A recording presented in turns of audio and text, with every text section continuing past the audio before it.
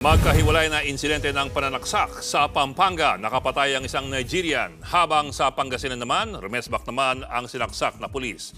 Nasa frontline na balita yan, Gary De Leon.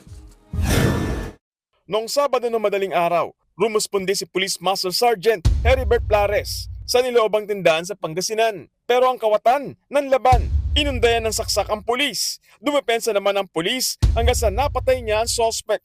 Nagpapagaling na ang sugatang pulis. Sa Pampanga, 4 na lalaki naman ang pinagsasaksak din ng isa namang dayuhan.